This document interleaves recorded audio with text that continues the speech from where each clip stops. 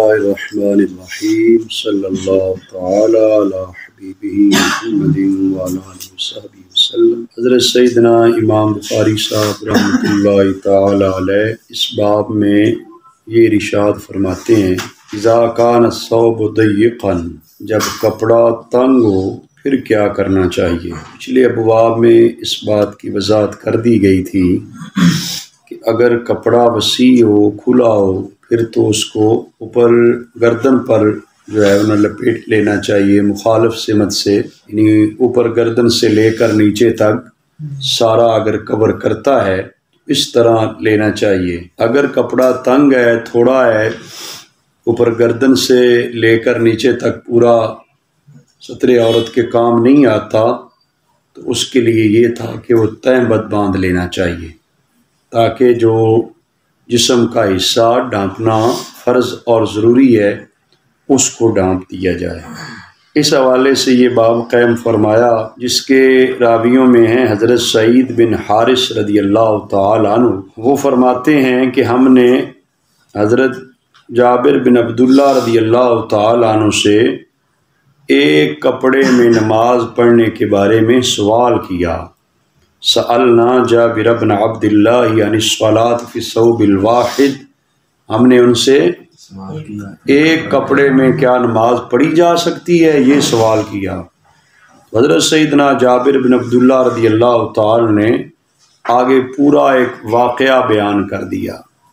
صحابہ اکرام رضوان اللہ علیہم اجمعین کا یہ انداز دیکھیے کہ قرآن و سنت سے مزین دلائل دے کر بات کیا کرتے تھے۔ سمجھ آئی ہے؟ ہمیں بھی چاہیے کہ ہم جو قرآن و سنت فقہ اسلامی کی مضبوط اور مستند کتابیں ہیں، حوالہ جات، ان کے مطابق بات چیت کرنی چاہیے۔ تو آپ نے اپنا پورا واقعہ سنا کے حدیث پاک سنا دی تاکہ سائل کو سوال کا جواب مل جائے۔ سوال تو یہ تھا کہ ایک کپڑے میں نماز پڑھی جا سکتی ہے، تو حضرت سیدنا جابر بن عبداللہ رضی اللہ تعالی فرمایا کہ میں نبی پاک صلی اللہ علیہ وسلم کے ساتھ ایک سفر پر گیا تو میں جو ہے نا ایک رات آیا اپنی کسی کام کے لیے، یہ بین السطور لکھا نا غزوہ بوات، غزوہ بوات کا سفر تھا، تو میں آیا تو میں نے حضور علیہ السلام کو نماز پڑھتے ہوئے پایا اور مجھ پر ایک ہی کپڑا تھا، مجھ پر تو اس کو میں نے ڈھانپا ہوا تھا، لپیٹا ہوا تھا، تو میں ایک جانب میں نماز پڑھی حضور علیہ السلام کی ایک جانب میں۔ جب فارغ ہوئے تو نبی پاک صلی اللہ علیہ وسلم نے پوچھا مسورا یا جابر، اے جابر یہ رات کے وقت آنا کیسا ہے، رات کے وقت آنا کیسا ہے؟ میں نے اپنی حاجت اور ضرورت جو کام تھی اس کی میں نے خبر دی۔ جب میں فارغ ہو گیا تو فرمایا کہ ما ھذا الاستعمال، یہ جو آپ کپڑے میں لپٹے ہوئے تھے یہ کیا ہے جو میں نے دیکھا؟ تو حضرت جابر رضی اللہ تعالی فرماتے ہیں میں نے عرض کیا کان ثوباً، آقا حضور یہی کپڑا تھا، یہی کپڑا تھا، ایک ہی کپڑا تھا نا، مطلب یہ ہے، یہی ترجمہ الباب تھا نا کہ ایک کپڑے میں نماز کے بارے میں کہتے میں ایک کپڑے میں لپٹ کے نماز پڑھی تھی۔ تو حضور علیہ السلام نے جب مجھ سے پوچھا، یہ پوچھا رات کیسے آنے ہوئے وہ بتایا، پھر یہ پوچھا کہ یہ جو میں نے دیکھ رہا تھا آپ کو کپڑے میں لپٹے نماز پڑھی یہ کیا ہے؟ انہوں نے عرض کی آقا حضور میں یہ ایک ہی کپڑا تھا جس میں میں نماز پڑھ رہا تھا۔ تو نبی پاک صلی اللہ علیہ وسلم نے ارشاد فرمایا اگر ایک ہی کپڑا واسع ہونا تو اس کو اوپر لے لینا چاہیے، اگر تنگ ہے تو پھر تہبند باندھ لینا چاہیے، اگر تنگ کپڑا ہے تو کیا کر لینا چاہیے؟ تو پیچھے یہی مسئلہ بیان کیا تھا نا، اگر وہ کپڑا کھلا ہے پھر تو اوپر سے لے لپیٹ لے اپنے آپ کو، سمجھ آ رہی ہے؟ اور تنگ کپڑا ہے تو پھر اس کا تہہ بند باندھ لینا چاہیے۔ اس میں اگر اوپر سے لپیٹیں گے تو یہ گویا کہ پورے وہ جسم کو بھی نہیں ڈھانپے گا تو مشکل بھی ہوگی، مناسب نہیں ہوگا، سمجھ آ رہی ہے؟ کھلا کپڑا ہے، وسیع کپڑا ہے پھر ٹھیک ہے، اوپر سے نیچے تک جا سکتا ہے تو ٹھیک ہے، لیکن تنگ ہے تو کیا کرنا چاہیے؟ ہاں چونکہ مرد کے لیے جو ہے ناف سے لے کر گھٹنوں تک ہے نا جسم کا یہ حصہ جس کا چھپانا فرض اور ضروری ہے، اس کو تہ بند کے ذریعے چھپایا جا سکتا ہے۔ اور ایک مسئلہ یہ بھی ذہن نشین رہے کہ نبی پاک صلی اللہ علیہ وسلم نے کپڑے میں لپٹ کر نماز پڑھنے سے منع بھی کیا ہے، اس طرح کپڑے میں لپٹنا۔ تو یہاں پہ جو ہے وہ ایک کپڑے میں ظاہر لپٹے ہوئے اور لپٹنے کا کہا بھی کیا، تو اس میں یہ ہے کہ وہ جو لپٹے ہوئے تھے نا، یہ وہ جو منع کیا نبی پاک صلی اللہ علیہ وسلم نے، وہ اس طرح کپڑے میں لپٹنا ہے جس طرح پیک نہیں ہو جاتا آدمی، ہاتھ اندر ہیں اوپر سے ہاتھ نکل ہی نہیں سکتے، اس طرح اوپر سے پیک کر دیا جائے، تو یہ تو اس سے منع کیا ہے۔ سمجھ آ رہی ہے کہ صرف نیچے ہاتھ جا سکیں، سائڈ پہ نکل ہی نہیں سکتے نا، اس طرح کپڑے میں اپنے آپ کو پیک کر لینا یہ مناسب نہیں ہے۔ کوئی چیز تکلیف دینے والی آ سکتی ہے، کوئی نقصان دینے والی ہوتی ہے، اس سے اپنے آپ کو ہاتھ مار کے چھڑانا پڑتا ہے، تو اندر بندہ لپٹا ہوتی ہے تو اپنے آپ کو باندھنے والی بات ہے نا، اس طرح کا جو استعمال ہے نا، اس سے حضور علیہ الصلوۃ والسلام نے منع فرمایا ہے۔ اسی باب میں اگلی حدیث پاک جو لے کر آئے وہ حضرت سال رضی اللہ تعالیٰ عنہ سے ہے۔ وہ فرماتے ہیں کہ مرد لوگ نبی پاک صلی اللہ علیہ وسلم کے ساتھ نماز پڑھتے تھے، صحابہ اکرام رضوان اللہ علیہم اجمعین، عاقدی اسورہم علی اعناقہم، اپنی گردنوں پر اپنے تہ بند باندھے ہوئے، اپنی گردنوں پر کہیت الصبیان، جس طرح بچوں کی حیت ہوتی ہے نا، اور چھوٹے بچوں کو تولیہ وغیرہ مائیں باندھتی ہیں نا، کپڑا باندھ دیا جاتا ہے تاکہ اس میں ایک ہی کپڑے میں ایک ہی تولیہ میں مطلب جسم جو چھوٹا ہوتا ہے وہ ان کو کور کر لیتا ہے۔ اس طرح صحابہ اکرام رضوان اللہ علیہم اجمعین نماز پڑھا کرتے تھے، کپڑا جو ہے نا گردنوں پہ باندھے ہوتے، تو کہا جاتا تھا خواتین اسلام سے کہ تم سر نہ اٹھانا یہاں تک کہ مرد سجدے سے سر اٹھا کے سیدھے بیٹھ نہ لیں۔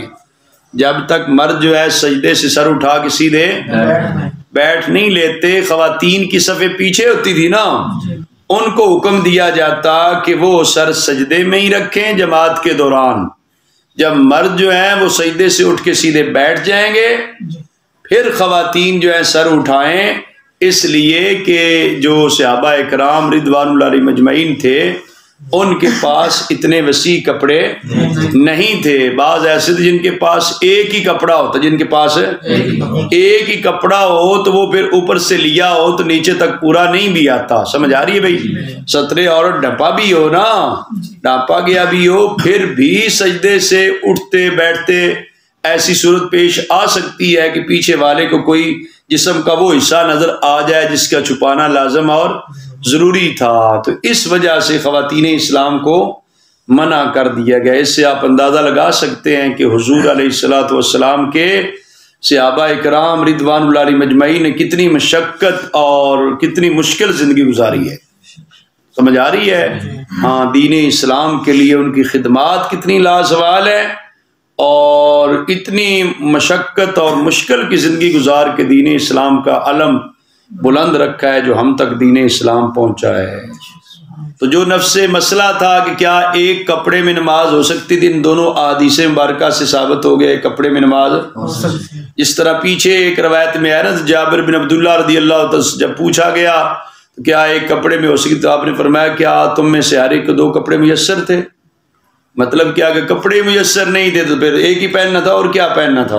اگلا باب ہے باب الصلاۃ فی الجبۃ الشامیہ، شامی جبہ میں نماز پڑھنا کیسا ہے؟ شامی جبہ میں دوسرے ملک کا کپڑا بنا ہوا ہو، جبہ ہو یا قمیض ہو، کوئی بھی کپڑا ہو تو وہ کیا پہنا جا سکتا ہے یا نہیں پہنا جا سکتا۔ اور دوسرا مسئلہ یہاں پہ یہ بھی ہے کہ دوسرا ملک جو ہے وہ اگر کافر ملک ہے تو ان کا کپڑا پہنا جا سکتا ہے یا کہ ہاں، جب تک کوئی ظاہری نجاست نہ ہو دوسرے ملک کا کپڑا بنا ہوا جو ہے، لباس بنا ہوا، جبہ بنا ہوا، وہ پہنا جا سکتا ہے، خواہ وہ ملک مسلمانوں کا ہو تو خواہ کافروں کا ہو۔ سمجھ آ رہی بھائی؟ ہاں، یہ جبہ شامیہ میں نماز پڑھنے کے بارے میں۔ حضرت امام حسن بصری رضی اللہ تعالی نے ان کپڑوں کے بارے میں فرمایا جن کو مجوسی لوگ بنا کرتے تھے، آپ نے فرمایا لم یرا بہا بأسا، آپ کوئی حرج ہے؟ اور مجوسی بنتے تھے، کپڑے تیار کرتے تھے، لیکن کپڑے پر کوئی نجاست نہیں ہے تو کپڑا صاف پاک ہے، کپڑا ہاں۔ حضرت امام رضی اللہ تعالی فرماتے ہیں میں نے حضرت امام زہری رضی اللہ تعالی کو دیکھا کہ وہ یمن کا لباس، یمن کا کپڑا پہنا کرتے تھے، یمنی، جسے بال کے ساتھ رنگا گیا جاتا تھا، رنگا جاتا تھا، جسے بال کے ساتھ اور پیشاب کے ساتھ اس کپڑے کو بناتے وقت رنگا جاتا تھا۔ تو امام زہری صاحب کو کہتے ہیں میں نے دیکھا وہ کپڑا پہنا ہوا، تو پیشاب کے ساتھ اگر رنگا جاتا تھا تو بعد میں دھو کے وہ پہنا جا سکتا ہے؟ نہیں پہنا جا سکتا، پہنا جا سکتا جب کپڑے کے ساتھ کوئی نجاست نہ ہو، پہنا جا سکتا ہے۔ تیسری بات جو یہاں پہ ترجمہ الباب لے کر آئے نا، حضرت مولا علی ابن ابی طالب رضی اللہ تعالی نے ایسے کپڑے میں نماز پڑھی جو ابھی دھلا ہوا نہیں تھا، جو دھلا ہوا نیا کپڑا ہو، خام دھلا ہوا نہ ہو، نجاست وغیرہ نہ لگی، تو اس سے نماز ہو سکتی ہے؟ نہیں ہو سکتی؟ ہو سکتی ہے۔ یہ تین جو ہے نا چیزیں یہاں پر بیان کی گئی ہیں ان تین آثار میں، ایک یہ کہ جسے کفار نے بنا ہے اس کپڑے کا پہننا جائز ہے، جواز لبس الثياب التي ينسجها الكفار، جسے کفار نے بنا ہے اس کا پہننا، اچھا اس کپڑے کا پہننا بھی جائز ہے جو بال پیشاب کے ساتھ رنگا گیا تھا، لیکن بعد الغسل، اس کپڑے کو دھونے کے بعد، اس کپڑے کو اور اس کپڑے کا پہننا بھی جائز ہے جو ابھی خام ہے، دھونے سے پہلے، دھونے سے اگر اس کے ساتھ کوئی نجاست نہیں لگی ہوئی تو اس کپڑے کا بھی پہننا۔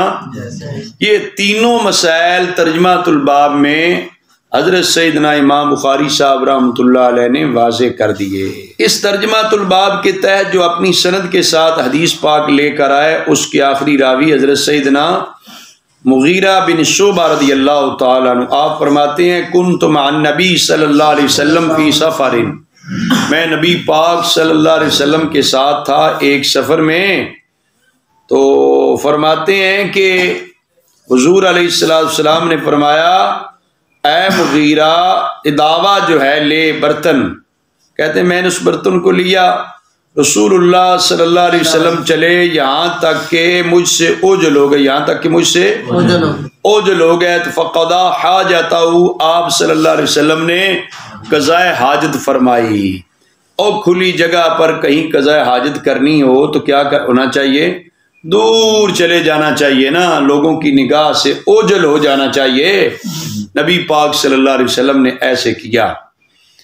قضاء حاجت جب فرمائی تو راوی کہتے ہیں مغیرہ بن شعبہ صاحب علیہ جبۃ شامیہ، حضور علیہ السلام نے جبہ شامی جبہ پہنا ہوا تھا، تو آقا حضور علیہ السلام اپنا ہاتھ مبارک اس کی آستین سے نکالنے لگے تو وہ تنگ تھی، کیا تھی؟ وہ تنگ تھی نا، جبہ شامیہ تنگ تھا، تو پھر نبی پاک صلی اللہ علیہ وسلم نے نیچے سے ہاتھ مبارک نکالا تھا، میں نے آپ صلی اللہ علیہ وسلم پر پانی ڈالا تو فتوضا وضوء للصلاۃ، نبی پاک صلی اللہ علیہ وسلم نے نماز کی طرح کا وضو فرمایا اور دونوں موضوع پر مسح کیا، ثم صلی، پھر نبی پاک صلی اللہ علیہ وسلم نے نماز پڑھائی۔ جبہ شامیہ پہنا تھا نہیں پہنا تھا؟ شامی جبہ پہنا تھا، اس سے پتہ چلتا ہے کہ جو ممالک ہیں، دور ممالک ہیں یا نان مسلم ممالک ہیں، ان کے بنے ہوئے کپڑے پہننا جائز ہے، جبکہ کوئی کسی قسم کی زہری نجاست نہ لگی ہو، چونکہ اس وقت جو ہے شام ابھی مسلمان ملک نہیں ہوا تھا نا، دار الکفر تھا، تو وہاں کے بنا ہوا جبہ تھا جو حضور علیہ السلام نے پہنا ہوا تھا۔ اس سے پتہ چلتا ہے کہ جو کفار کا بنا ہوا لباس ہے، یہ کپڑا ہے، وہ پہنا جا سکتا ہے۔ آج بھی تو مختلف یورپ ممالک سے آتے ہیں نا، مختلف قسم کے لباس اور مختلف قسم کی واسکٹیں اور سوٹ ایسے آتے ہیں، تو لوگ پہنتے ان کے ساتھ کوئی نجاست لگی نہ ہو تو پہننے میں کوئی حرج نہیں ہے۔ اور یہ بھی پھر پتہ چلتا ہے کہ جبہ وغیرہ پہنا نبی پاک صلی اللہ علیہ وسلم نے، اور یہ مسئلہ بھی ہے کہ جبہ پہنا ہوا تھا تو آقا حضور علیہ السلام نے وضو کرنا تھا، تو آستین اس کی تنگ تھی، تو آپ نے نیچے سے نکال کے، آگے سے نکالا نہیں جا سکتا تھا تو نیچے سے نکال کے آپ نے اپنے بازوؤں کو دھویا، سمجھ آ رہی ہے؟ اور آقا حضور علیہ السلام نے قضاء حاجت فرمائی اور وضو فرمایا اور نماز قضاء حاجت پھر دور جا کے، لوگوں کی آنکھوں سے دور جا کے اوجھل ہو کے۔ اگلا باب حضرت سیدنا امام بخاری صاحب رحمۃ اللہ علیہ نے قائم فرمایا، باب کراہیت التعری فی الصلاۃ وغیرہا، نماز اور غیر نماز میں، جب نماز کے دوران یا نماز کے علاوہ میں آدمی کے جسم سے لباس کا ہٹ جانا مکروہ ہے۔ نماز جسم سے لباس کا ہٹ جانا، یہ ننگے ہو جانا مکروہ ہے، ناپسندیدہ ہے۔ اس ترجمۃ الباب کے تحت جو حدیث پاک لے کر آئے امام بخاری صاحب رحمۃ اللہ علیہ، وہ یہ ہے کہ حضرت عمر بن دینار رضی اللہ تعالی فرماتے ہیں کہ میں نے حضرت سیدنا جابر بن عبداللہ رضی اللہ تعالی کو یہ حدیث بیان کرتے ہوئے سنا کہ بے شک رسول اللہ صلی اللہ علیہ وآلہ وسلم قریش مکہ کے ساتھ کعبہ شریف کی تعمیر کے لیے پتھر اٹھا کے لا رہے تھے۔ سبحان اللہ، بیت اللہ شریف کی تعمیر میں نبی پاک صلی اللہ علیہ وسلم نے حصہ لیا ہے۔ اس سے پتہ چلتا ہے نا کہ مسجدوں کی تعمیر میں ہمیں بھی حصہ لینا چاہیے۔ ہماری نظام المساجد کونسل جو ہے الحمدللہ مساجد کی تعمیر و ترقی میں کام کرتی ہے، حصہ لیتی ہے، تو بیت اللہ شریف کی تعمیر میں حضور علیہ السلام نے حصہ لیا۔ سیرت نگار کہتے ہیں آپ کی عمر مبارک 15 سال تھی، بعض کہتے ہیں جی عمر مبارک 35 سال تھی، اعلان نبوت سے بھی پہلے، اعلان نبوت سے پہلے، ابھی نبی ہونے کا اعلان آپ نے نہیں کیا تھا، آقا حضور علیہ السلام نے بیت اللہ شریف کی تعمیر میں سے پھر جب ہجرت کر کے حضور علیہ السلام تشریف لائے تو مسجد نبوی بنوائی۔ آقا حضور علیہ السلام نے بنفس نفیس اس میں بھی حصہ لیا، اور جو صحابہ اکرام پتھر اٹھا کے لا رہے تھے انہیں داد تحسین دی، انہیں شاباش دی، ان کے لیے دعا فرمائی۔ تو یہ نبی پاک صلی اللہ علیہ وآلہ وسلم کا روشن کردار ہے نا۔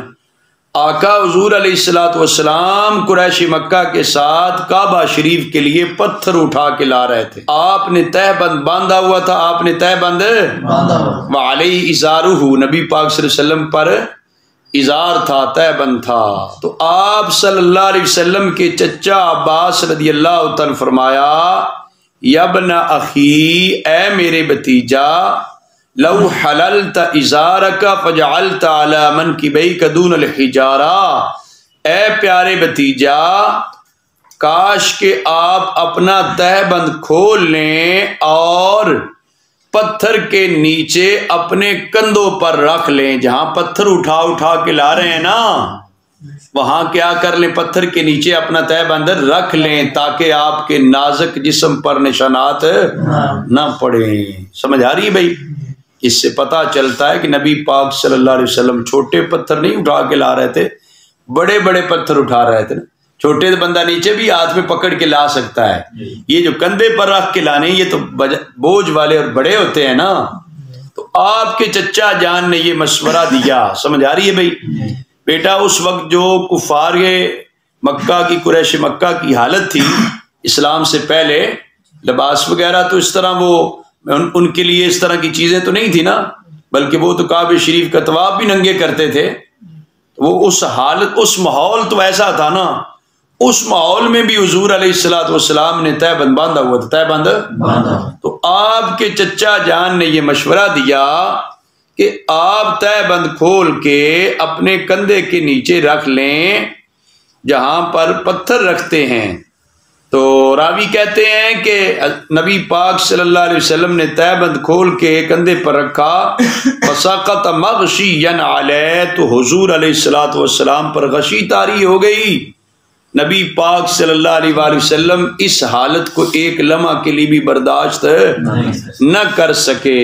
نبی پاک صلی اللہ علیہ وآلہ وسلم نے اس کے بعد کبھی بھی ننگا نہیں دیکھا۔ سمجھ آ رہی ہے بھائی؟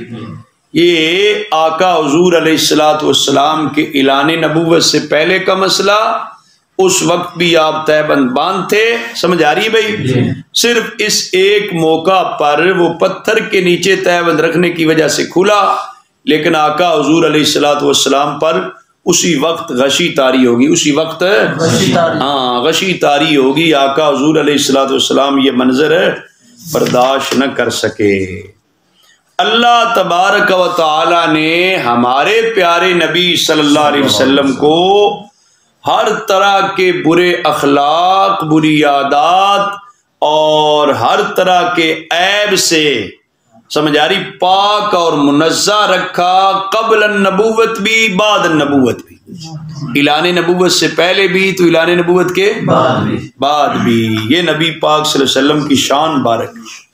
اللہ تعالیٰ نے حضور علیہ السلام کی جبلت مبارک میں اتنا حیا رکھا، اتنا حیا رکھا، پردہ نشیں کمواری عورتیں بھی اتنی حیا والی نہیں ہوتی جتنے حضور علیہ السلام کو اللہ نے حیا والا بنایا۔ اتنے اخلاق اعلیٰ اور حسین بنائے اللہ تعالیٰ نے نبی پاک صلی اللہ علیہ وسلم۔ تب بھی حضرت امام شاہ احمد رضا بریلوی رحمۃ اللہ علیہ فرماتے ہیں، تیرے خلق کو حق نے عظیم کہا، وَإِنَّكَ لَعَلَىٰ خُلُقٍ عظیم ہے نا، تیرے خلق کو حق نے عظیم کہا، تیری خلق کو حق نے جمیل کیا، کوئی تجھ سا ہوا ہے نہ ہوگا شہا، تیرے خالق حسن و ادا کی قسم، تیرے خالق حسن و ادا کی قسم۔ تو حضور کو خلق بھی عظیم، آپ کی خلق بھی عظیم، حسین اور جمیل بنائی۔ اللہ تبارک و تعالیٰ نے ہر طرح کے عیب سے حضور کو پاک فرمایا۔ اگلا باب حضرت سیدنا امام بخاری صاحب رحمۃ اللہ علیہ نے قائم فرمایا، الصلاۃ فی القمیص والسراویل والتبان والقباء۔ بھئی قمیص میں اور شلوار میں نماز پڑھنا کیسا ہے؟ والتبان اور جانگیا، یہ بھی جانگیا یہ چھوٹا تہبند سمجھیں، اس طرح جانگیے میں نماز پڑھنا، اور قبا پہن کے، قبار ہوتے نا پورا اوپر سے نیچے تک جو قبا، اس کو پہن کے نماز پڑھنا کیسا ہے؟ نفس مسئلہ تو یہ ہے بھئی جسم کے جس حصے کو ڈھانپ کے نماز پڑھنا ضروری ہے، اگر اس کو ڈھانپ کے نماز پڑھ لی تو نماز ہو جائے گی، خواہ وہ قمیص ہے، خواہ وہ تہبند ہے، سمجھ آ رہی چادر ہے۔ یہ بہرحال یہ ہے کہ تفصیل کے لیے یہ باب قائم کیا۔ حضرت سیدنا ابو ہریرہ رضی اللہ تعالیٰ فرماتے ہیں، ایک شخص کھڑا ہوا، اس نے نبی پاک صلی اللہ علیہ وآلہ وسلم سے ایک کپڑے میں نماز پڑھنے کے بارے میں سوال کیا۔ کیا سوال کیا بھائی؟ کہ ایک کپڑے میں نماز پڑھنا کیسا ہے؟ تو نبی پاک صلی اللہ علیہ وسلم نے فرمایا، اوا کلکم یجد ثوبین، کیا تم میں سے ہر ایک کو دو کپڑے میسر ہیں؟ سے کوئی دو کپڑے پاتا ہے؟ مطلب یہ نکلا کہ جب ہے ہی ایک کپڑا تو پھر ایک میں ہی پڑے گا نا، ہر ایک کے پاس دو کپڑے ہی نہیں ہیں میسر۔ حضور نے یہ فرمایا۔ پھر ایک شخص نے حضرت عمر فاروق رضی اللہ تعالیٰ عنہ سے یہ پوچھا، آپ نے یہ ارشاد فرمایا، اذا وسع اللہ فاوسعوا، جب اللہ تعالیٰ نے وسعت دے دی ہے تو اب اس وسعت کا اظہار بھی کرو۔ اللہ تعالیٰ نے کیا دے دی ہے؟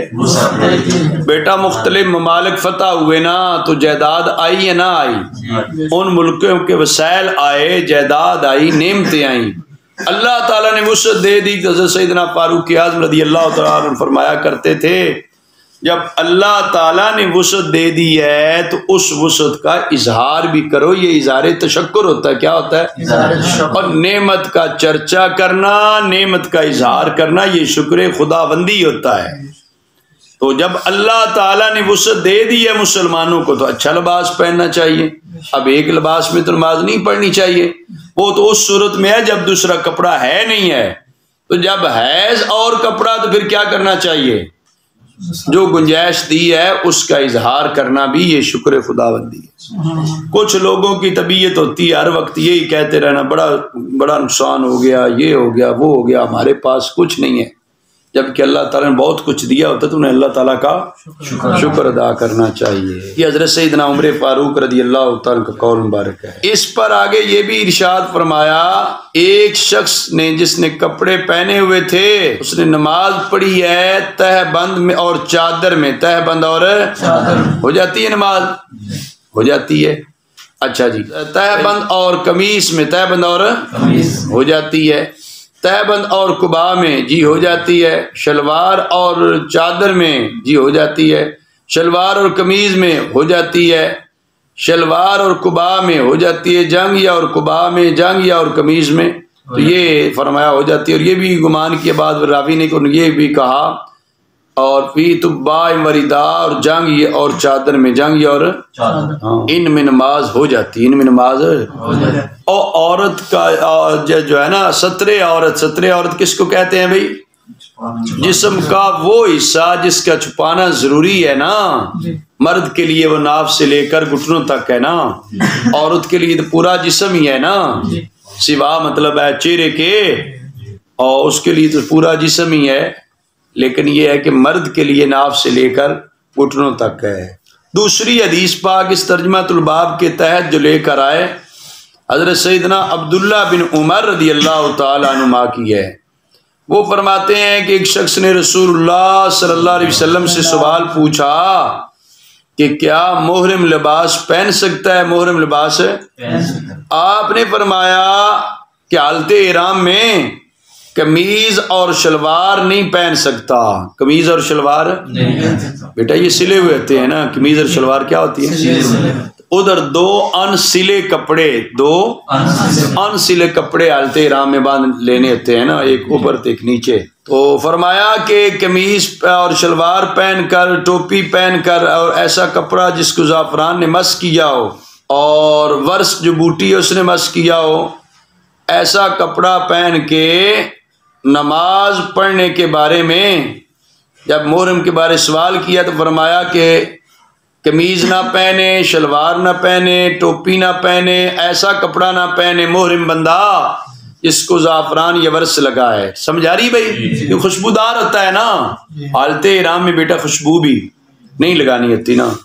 فمن لم یجد النعلین، تو جو شخص نعلین نہ پائے چاہیے کہ موزے پہن لے، اور ان کو چاہیے کہ کاٹ بھی لے، ان کو چاہیے کہ بیٹا موزے اوپر سے کاٹے ہوں تو یہ جو پاؤں کے اوپر والی ہڈی ہے نا یہ کیا ہو جاتی ہے؟ زہر ہو جاتا ہے، تو ادھر سے اس طرح کاٹ لینے چاہیے تو موزے پہنے جا سکتے ہیں۔ ایسی چپل پہنی جا سکتی جس کے اوپر یہ ہڈی کیا ہے؟ ابری ہوئی ہڈی زہر ہو، نظر آ رہی ہو۔ بات آگی سمجھ بھائی؟ سوال تھا کیا پہنے حالت احرام میں؟ حضور علیہ السلام نے فرمایا یہ نہ پہنے۔ کیا مطلب؟ اور جو نہ پہننے والی چیزیں تھی وہ تھوڑی تھی، اس کے علاوہ باقی پہن لے۔